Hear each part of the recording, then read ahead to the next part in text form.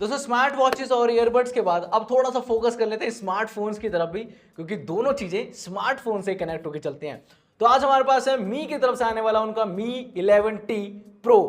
ये एक हफ्ते पहले बाय किया था मैंने अमेजोन से, और कैसा इसका एक्सपीरियंस रहा मेरा, इन सभी चीजों की बात करूंगा इस वीडियो के अंदर। और ये भी बताने वाला हूं कि ये क्या 40,000 रुपए के अंदर बेस्ट स्मार्टफोन है या फिर नहीं है। और एक चीज और, ये जो स्मार्टफोन है ये मैंने रिप्लेसमेंट के लिए डाल दिया है, कल इसका रिप्लेसमेंट भी हो जाएगा। और ये मैंने क्यों डाला है, क्या प्रॉब्लम थी इसके अंदर, इन सभी चीज़ों की बात करेंगे इस वीडियो के अंदर। तो जल्दी से शुरू कर लेते हैं और देख लेते हैं इस फोन के बारे में क्या कैसे क्यों है। तो सबसे पहले पॉइंट की बात कर लेते हैं। सबसे पहला जो पॉइंट निकल के आएगा ना वो यही आएगा कि लुक एंड फील, हैंड के अंदर इसकी जो फील है वो कैसी है, बिल्ड क्वालिटी कैसी है, इन सभी चीज़ों की बात करते हैं। बिल्ड क्वालिटी वाइज सच में ये काफ़ी बढ़िया फ़ोन है। और बिल्ड वाइज यहाँ पर जो चीज़ें यूज़ कर रखी हैं, पीछे की तरफ आपको ग्लास मिल जाएगा, आगे की तरफ यहाँ पर आपको विक्टर्स की प्रोटेक्शन मिल जाएगी। साइड में जरूर यहाँ पर प्लास्टिक का जो यूज़ है इन्होंने कर रखा है, लेकिन वो और भी जो रीज़न है टेक्निकल उनकी वजह से कर रखा है। लेकिन यहाँ पर जो लुक एंड फील है वो काफ़ी बढ़िया है। और पीछे की तरफ यहाँ पर आपको जो ग्लास मिल जाता है उसकी भी जो डिज़ाइन वगैरह है वो भी काफ़ी बढ़िया मिल जाती है। बाकी गाइस यहाँ पर पीछे की तरफ ग्लास तो मिल जाता है, और यहाँ पर अगर आप देखोगे तो फिंगरप्रिंट्स इतने नहीं आते इस फोन के ऊपर, लेकिन कुछ कुछ केसेस में हो सकता है कि जैसे आपके हाथ गीले हैं, कुछ लगा हुआ है आपके हाथों पे, तो यहाँ पर स्मजेस वगैरह आ जाते हैं थोड़े बहुत। अब गाइस बात करते हैं इसके अंदर परफॉर्मेंस कैसी मिली मुझे। एक हफ्ते से यूज़ कर रहा हूँ तो सब कुछ पता लग ही गया होगा। तो यहाँ पर परफॉर्मेंस के मामले में तो मुझे कोई प्रॉब्लम नहीं लगी। यहाँ पर जो एंथुसियास्ट स्कोर्स है वो अपनी स्क्रीन पर आप देख ही पाओगे, 7 लाख या 8 लाख के आसपास जो एंथुसियास्ट स्कोर्स हैं वो आते हैं। और यहाँ पर जो परफॉर्मेंस है वो काफ़ी गजब की मिलती है। अब दोस्तों जब परफॉर्मेंस की बात हो ही रही है तो यहाँ पर हम गेमिंग को कैसे छोड़ सकते हैं। तो गेमिंग यहाँ पर हमने टेस्ट करके देखी। तो गाइस यहाँ पर अगर आप देखोगे तो HDR और अल्ट्रा HD, और यहाँ पर नीचे अल्ट्रा का जो ऑप्शन है वो खुल रखा है। तो यहाँ पर हम एक बार प्ले करके और देख लेते हैं कि कैसा एक्सपीरियंस हमें देखने को मिलेगा। तो जो डिटेलिंग है सच में काफ़ी ज़्यादा सही लग रही है, और टेक्सचर वगैरह काफ़ी। अब आप देखोगे सामने की तरफ जो एक्सपीरियंस है, वैसे अगर आप देखते हो तो इतने सारे जो बादल वगैरह हैं वो नहीं देखेंगे मिलेंगे जो नॉर्मल फ़ोन वगैरह यूज़ करोगे मेरे दोस्त। इससे पहले भी जो मैं फ़ोन वगैरह यूज़ करता था Realme 7 Pro, उसमें जो ये टेक्सचर वगैरह है, जो ये बादल वगैरह बन के आ रहे हैं, ये नहीं दिखाई देता, एकदम नीला नीला आसमान दिखाई देता है। अब गेमिंग की बात कर ही रहे हैं तो सबका क्वेश्चन ये होगा क्या ये हीट करता है फ़ोन या फिर नहीं करता। पहला आंसर यही है कि हीट बहुत ज़्यादा करता है ये फ़ोन, लेकिन दूसरा सच भी इसके साथ है, गेमिंग के वक्त हीटिंग प्रॉब्लम नहीं है इसके अंदर। मतलब गेमिंग जब आप करोगे तो मतलब हीटिंग प्रॉब्लम मैं कहूँगा कि 41-42 के करीब आपका जो टेम्परेचर है वो चला जाता है, बॉडी टेम्परेचर। लेकिन वैसे हीट नहीं कर रहा। लेकिन अगर आप नॉर्मली यूज़ कर रहे हो, ज़्यादा हैवी यूज पे, फुल ब्राइटनेस पे यूज़ कर रहे हो, और अगर आप धूप वगैरह में निकल गए तो उसका जो टेम्परेचर है वो लगभग 46 डिग्री के आसपास पहुँच जाता है। फॉर एग्जाम्पल मैंने एक वीडियो शूट करी है, उसकी बात कर लेते हैं। तो गाइज यहाँ पर मैंने ब्राइटनेस को फुल कर लिया, और मैं यहाँ पर इसको धूप में ले जाता हूँ। इंडोर कंडीशन से पहले धूप में ले जा रहा हूँ, और फुल ब्राइटनेस करने के बाद होता क्या है, वैसे जो नॉर्मल फ़ोन्स होते हैं उसके अंदर ब्राइटनेस मतलब सही आती है, लेकिन इसके अंदर ऑटोमेटिकली अपनी जो ब्राइटनेस है वो कम हो जाती है। 516 निट्स से लेके 837 या फिर 34 निट्स के आसपास फुल ब्राइटनेस, पीक ब्राइटनेस आती है, लेकिन यहाँ पर वो काम नहीं आती। इंडोर में तो सही काम करती है, लेकिन जैसे ही हम बाहर जाते हैं, ये हीट होता है थोड़ा सा फ़ोन, तो इसकी जो ब्राइटनेस लेवल है अपने आप फ़ोन थोड़ी सी कम कर देता है। तो ये प्रॉब्लम मैंने कई बार फेस करी, और बैटरी टेम्परेचर भी यहाँ पर काफ़ी ज़्यादा हो जाता है, क्योंकि जो धूप है उसकी वजह से, और ब्राइटनेस ये कम करता है इसी की वजह से। और रही बात बैटरी ड्रेनेज की, तो बता दूं यहाँ पर लगभग मैंने एक गेम पूरा खेला यहाँ पर, और बैटरी भी देखी कि कितनी ड्रेन होती है। फुल ब्राइटनेस के ऊपर यहाँ पर लगभग 10% के आसपास जो बैटरी ड्रेन है वो हो जाती है, जहाँ पर आप फुल HD में खेलते हो, यानी कि क्वालिटी मतलब हाई कर लेते हो, और वॉल्यूम वगैरह फुल कर रखे हैं, और वहाँ पर मैंने सब कुछ फुल पे कर रखा है। तो यहाँ पर जो बैटरी परसेंटेज है, एक गेम खेलने में के लगभग 30 से 35 मिनट के आसपास गेम होती है, तो वहाँ पर लगभग 10% के आसपास की जो बैटरी है वो ड्रेन हो जाती है। यहाँ पर जब इसका फ़ोन लॉन्च हुआ था तो काफ़ी लोगों ने बोला था कि मतलब ड्यूल स्पीकर आता है, स्टीरियो स्पीकर है, काफ़ी तगड़ा आउटपुट है। लेकिन सीरियसली बता दूँ, मतलब मुझे बहुत ज़्यादा लाउड नहीं लगे, एवरेज बोलूँगा मैं। अभी क्या होता क्या है, जैसे अगर आपने AC वाले रूम में बैठे हो तो वहाँ पर तो मतलब आउटपुट सही सुनाई देगा, एकदम शोर नहीं है।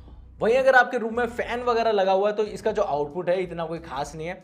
इससे पहले जो Realme 7 Pro था उसका आउटपुट मुझे ज़्यादा बढ़िया लग रहा था इसके मुकाबले। इसमें हरमन कार्डन के स्पीकर आते हैं, लेकिन फिर भी इतना कोई बहुत ज़्यादा लाउड नहीं है, मैं एवरेज ही कहूँगा, बहुत ज़्यादा लाउड नहीं है आउटपुट इसका। अब गाइस बात कर लेते हैं इसके साथ जो चार्जर आता है, मतलब उसने बहुत हाइप क्रिएट करी थी। 120 वॉट का जो चार्जर है इसके साथ आता है, और कंपनी ने क्लेम किया था कि 17 मिनट के अंदर आपका जो फ़ोन चार्ज हो जाएगा 0 to 100, लेकिन सबको पता है कि 17 मिनट में नहीं होगा। वो एक एक्सट्रीम कंडीशंस होती हैं, मतलब सब कुछ उनके मुताबिक होना चाहिए तो होगा। और ज़्यादातर यूट्यूबर्स ने ये भी बोल दिया था कि चलो 17 में नहीं होगा, 21, 22, 23, 24, 25 मिनट में तो हो जाएगा।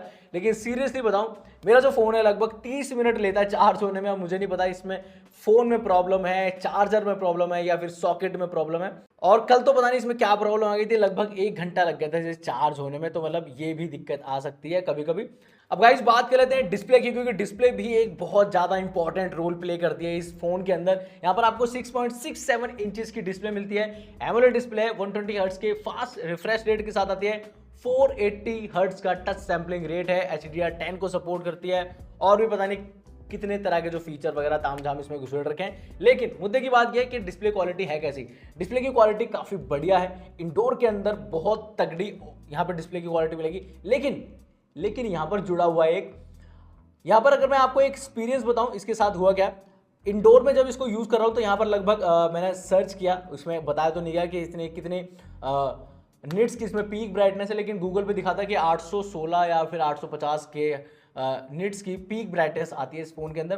तो इंडोर में तो काफ़ी बढ़िया तरीके से काम करती है और फुल ब्राइटनेस बहुत सही लगती है। लेकिन आउटडोर में हमें ज़्यादा ब्राइटनेस की ज़रूरत होती है, तो लेकिन वहाँ पर ये फेल हो जाता है। ये एक मैंने टेस्ट किया है। यहाँ पर अगर आप देखोगे तो मतलब इंडोर में सही तरीके से काम कर रही है इसकी जो ब्राइटनेस है, और आउटडोर में जाते ही इसमें पता नहीं क्या प्रॉब्लम आ रही थी, अपने आप इसकी जो डिस्प्ले है वो काफ़ी कम हो जाती है, और वहाँ पर मतलब फ़ोन हीट भी होने लगता है। अब ये प्रॉब्लम इस टाइम ये भी आ रही थी, और एक टाइम 2 टाइम और भी आ चुकी है इसके साथ साथ। हो क्या रहा था, जब मैं BGMI खेल रहा था तो वहाँ पर फ़ोन हीट नहीं कर रहा था, लेकिन जो मेरी फुल ब्राइटनेस थी वहाँ पर अपने आप ही कम हो रही थी। तो मुझे नहीं पता लग रहा था कि क्या प्रॉब्लम आ रही है इसके अंदर। और एक टाइम और था, अभी 3-4 दिन पहले मैं इसके फोटो शूट कर रहा था आउटडोर के अंदर, तो वहाँ पर भी मैंने जैसे HDR को ऑन करा उसके बाद ऑफ किया तो इसकी जो ब्राइटनेस थी वो एकदम ही कम हो गई थी। थोड़ी सी कम हुई थी, ज़्यादा नहीं, लेकिन फिर भी जो पीक ब्राइटनेस थी वो पीक ब्राइटनेस नहीं दिखाई दी, थोड़ी सी कम हो गई थी। तो ये प्रॉब्लम है इसके अंदर, और ये इसीलिए शायद ये एक पॉइंट है इसे रिप्लेस कराने का। अब गाइस बात कर लेते हैं कैमरा आउटपुट की, क्योंकि कैमरा इसके अंदर मतलब बहुत तगड़ा भी दे रखा है, और मतलब अगर आप देखोगे तो मतलब आपको लगेगा कि मतलब ओके भी है। तो 108 मेगापिक्सल का प्राइमरी लेंस है, और यहाँ पर अगर आप देखोगे तो 8 मेगापिक्सल का वाइड एंगल है, 5 मेगापिक्सल का मैक्रो सेंसर है। मतलब जो स्पेक्स हैं वो एवरेज ही कहूँगा, क्योंकि इतना जो स्पेक्स वगैरह है वो आपको 20,000 रुपये के जो फ़ोन है उसके अंदर भी मिल जाता है। और यहाँ पर क्या स्पेशल है उसकी बात करते हैं। कैमरे से जो फोटोज़ वगैरह लिए हैं यहाँ पर अगर आप सैंपल वगैरह देखोगे तो मतलब फोटोज़ वगैरह काफ़ी शार्प आती हैं, और जो कलर एक्यूरेसी है वो भी काफ़ी सही लगी थी मुझे। ये प्राइमरी सेंसर की बात कर रहा हूँ। वही बात करूँ ये 8 मेगापिक्सल के वाइड एंगल की, तो वहाँ पर वाइड एंगल तो आपको सही मिल जाता है, लेकिन जो फोटोज़ हैं उसके अंदर होता क्या है, थोड़ी सी डार्क हो जाती है तो कभी फोटो, या फिर कुछ ज़्यादा ही मतलब सॉफ्ट हो जाती है, तो वहाँ पर जो शार्पनेस है वो हल्की फुल्की खत्म हो जाती है, और मतलब वो एक्सपीरियंस नहीं रहता जो आपको नॉर्मल फोटो में मिल रहा है। और अब बात करते हैं इसके 5 मेगापिक्सल के मैक्रो सेंसर की। हाँ, मैक्रो सेंसर बिल्कुल मैं बोलना चाहूँगा कि अच्छा परफॉर्म कर जाता है, लेकिन वहाँ पर भी आपको एक कंडीशन ये रहेगी मैंडेटरी की लाइटिंग कंडीशन काफ़ी सही होनी चाहिए। नॉर्मल कंडीशन में खींचोगे तो वहाँ पर भी डल फोटोज आती हैं और ज़्यादा कोई डिटेलिंग नहीं आती, लेकिन लाइटिंग कंडीशन अच्छी हो तो वहाँ पर आप मैक्रो शॉट्स ज़्यादा बढ़िया तरीके से खींच पाओगे और बढ़िया आउटपुट आपको निकल के आएगा। और जो एक्सपीरियंस था मुझे, हाँ 5 मेगापिक्सल का जो आउटपुट है वो काफ़ी बढ़िया मिल रहा था मैक्रो लेंस के साथ। बाकी दोस्तों ये है 60 FPS पे फ्रंट कैमरा से, और यहाँ पर जो स्मूथनेस है वो काफ़ी सही है। एक बार मैं चल के दिखाता हूँ और देखो कितनी स्मूथ तरीके से वीडियो बन रही है, और मुझे काफ़ी बढ़िया लग रही है 60 FPS पे आउटपुट। हल्का सा वीडियो में हल्का सा कहूँगा डार्कनेस आ गई है, लेकिन जो आउटपुट है अमेजिंग लग रहा है और कोई दिक्कत यहाँ पर नहीं फील हो रही। बाकी इसके बाद बैक कैमरे का आउटपुट भी देता हूँ आपको। तो दोस्तों मैंने स्विच कर दिया है, यहाँ पर 4K 60 FPS back camera use कर रहे हैं अभी हम, और ऐसा कुछ आउटपुट आप लोगों को देखने को मिलेगा। और यहाँ पर अगर आपको दिखाऊं तो लाइटिंग कंडीशन नॉर्मल है, कोई ज़्यादा हाई लाइटिंग कंडीशन में नहीं है। और एक बार मैं भाग के आपको टेस्ट भी करवा देता हूँ कि स्टेबलाइजेशन कैसे काम करती है।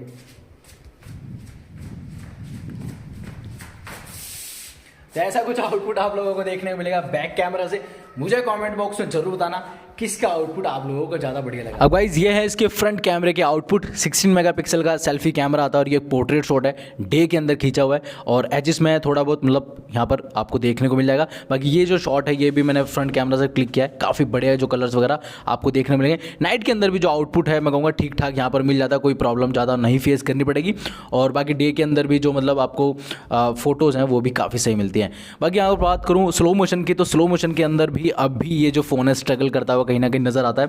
यहाँ पर जो ऑब्जेक्ट है अगर आप देखोगे तो कहीं ना कहीं फ्रेम ड्रॉप अभी भी यहाँ पर जारी हैं और बहुत ज़्यादा स्मूथ तो नहीं है लेकिन काम चल जाता है। और अभी भी आप देखोगे तो लीव्स के जो फ्रेम्स है वो ड्रॉप हो रहे हैं कहीं ना कहीं। अब दोस्तों बात करते हैं इसके ब्लोटवेयर और एड्स वगैरह की। तो यहाँ पर जब इसको फ़ोन को सेटअप कर रहा था मैं, तो यहाँ पर जो लोकेशन थी वो इंडिया की जगह मैंने यूरोप की किसी कंट्री की डाल दी थी, तो वहाँ पर एड्स वगैरह कम दिखाई जाती है। तो वहाँ पर मुझे सच में यहाँ पर जो एक्सपीरियंस था एड्स वगैरह के अंदर बिल्कुल ना के बराबर था। लेकिन दोबारा रिसेट करने के बाद मैंने इंडिया डाला तो यहाँ पर हल्की फुल्की एक आधी एड्स आ जाती है और वो शायद हो भी सकता है दूसरी भी जो मैंने थर्ड पार्टी ऐप्स वगैरह हैं वो भी एक आधी डाली हुई है, तो शायद उसकी वजह से भी कभी कभी एड्स वगैरह शो होते हैं। बाकी ब्लोटवेयर के मामले में यहाँ पर काफ़ी सारी जो ऐप्स वगैरह वो डाल रखी है इन्होंने। अगर आप देखोगे तो ये मोज करके जो ऐप है, या फिर अमेजॉन प्राइम की एक ऐप है, नेटफ्लिक्स की ऐप है सॉरी। और मैं बोलना चाहूँगा ये भी ब्लोटवेयर के अंदर ही आने चाहिए क्योंकि मुझे नहीं चाहिए और इसमें मेरा क्या फायदा और मुझे क्या मिल रहा है। 1000 का ले रहे हैं तो क्यों, मतलब ऑब्वियसली बात है इनसे पैसे लियोगे इन्होंने तभी इसके अंदर ये इनबिल्ट देते हैं। तो हाँ ये ब्लोटवेयर में गिनी जानी चाहिए और ये इसके अंदर आती हैं। बाकी दोस्तों बात करते हैं ओवरऑल प्रोडक्ट की। देखो ओवरऑल प्रोडक्ट यार मैं कहूँगा खट्टा मीठा टाइप लगा मुझे। काफ़ी चीज़ें बहुत ही अच्छी हैं और काफ़ी चीज़ों में अभी भी मतलब प्रॉब्लम है इसके अंदर, लेकिन अच्छी चीज़ों की बात कर लेते हैं। सबसे पहले यहाँ पर IP68 वाली जो रेटिंग है वो मिल जाती है। तो पानी के अंदर डाल सकते हो लेकिन मैं आपको डाल के नहीं दिखाऊंगा, हल्के फुल्के छींटे मार के दिखा देता हूँ क्योंकि यार महंगा फ़ोन है और ख़राब होना और रिप्लेसमेंट होनी है सोनी कल, तो अभी बस इतना ही दिखा देता हूँ। बाकी इसके साथ साथ बात करूँ तो यहाँ पर ऑडियो जूम वाला जो ऑप्शन है मुझे काफ़ी सही लगा। अगर आपका ऑब्जेक्ट थोड़ा सा दूर है तो ऑडियो काफ़ी बढ़िया तरीके से कैप्चर कर लेता है। इसके साथ साथ बात करूँ तो इसका फिंगरप्रिंट सेंसर, सबको इन डिस्प्ले फिंगरप्रिंट्स पसंद आता है, मुझे सच में बताऊँ तो मुझे साइड माउंटेड फिंगरप्रिंट ज़्यादा बेटर लगता है। इसके बाद अगर बात करूँ तो यहाँ पर ऑडियो की जो क्वालिटी है ईयरफोन्स के अंदर मुझे काफ़ी बढ़िया लगी। वैसे इसके बाद 3.5mm का जैक नहीं आता, इसके साथ साथ एक अडेप्टर आता है। तो यहाँ पर जो ऑडियो क्वालिटी लगी मुझे काफ़ी ज़्यादा बढ़िया लगी, मतलब एक ऑडियो और एक नेक्स्ट लेवल यहाँ पर सुना जाता है। ऑडियो क्वालिटी सही में हाई क्वालिटी की, हाई रिजोल्यूशन की बोल सकता हूँ, काफ़ी बढ़िया यहाँ पर आती है। इसके साथ साथ यहाँ पर आपको हैप्टिक जो फीडबैक है उसने भी मेरे को काफ़ी इंप्रेस किया।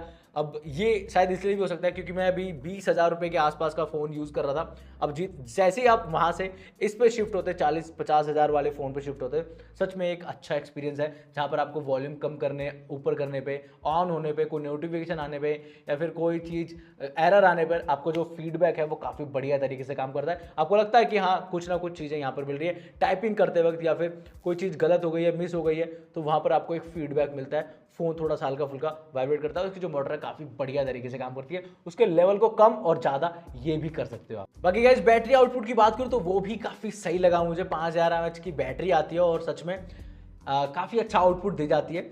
मैं इसको सुबह चार्ज कर लेता है 100% और वहाँ पर अगर मैं बात करूँ तो लगभग 10 मिनट यूज़ करने के बाद भी फुल ब्राइटनेस से हल्का सा कम था, वो यूज़ करने के बाद भी सिर्फ 10 मिनट के अंदर 1% बैटरी कम हुई थी। तो वो जो एक्सपीरियंस था ना मुझे लग रहा था यार बहुत सही दे रहा है, वरना अगर कोई दूसरा फ़ोन होता 3 से 4% बैटरी आराम से ड्रेन हो जाती है। तो दोस्तों ये सब कुछ था अभी तक जो इसके साथ मेरा एक्सपीरियंस रहा। बाकी अगर कोई क्वेश्चन वगैरह है आप लोगों के मन में इसके रिलेटेड तो आप उससे पूछ सकते हो। अगर यहाँ पर मैं नहीं दे पाया हूँ जवाब तो कमेंट बॉक्स में आप पूछ सकते हो। सब कुछ वहाँ पर आपको बताने की कोशिश करूँगा। तो दोस्तों ये सब कुछ था इस फ़ोन के बारे में। बाकी ये वीडियो अगर आपको इन्फॉर्मेटिव लगी हो, कोई भी आपका थोड़ा बहुत भी इन्फॉर्मेशन अच्छी लगी तो प्लीज़ वीडियो को लाइक जरूर कर देना। चैनल पे पहली बार आए थे, वीडियो को पहली बार देखा तो सब्सक्राइब जरूर कर देना। और हाँ स्मार्टफोन्स के अब रिव्यूज़ आने शुरू हो जाएंगे हमारे चैनल पर, तो अच्छे जो रिव्यूज़ हैं, अनबॉक्सिंग नहीं रिव्यूज़ हमारे चैनल पर आपको देखने को मिलेंगे। मैं मिलूंगा आपसे एक और नेक्स्ट वीडियो के अंदर।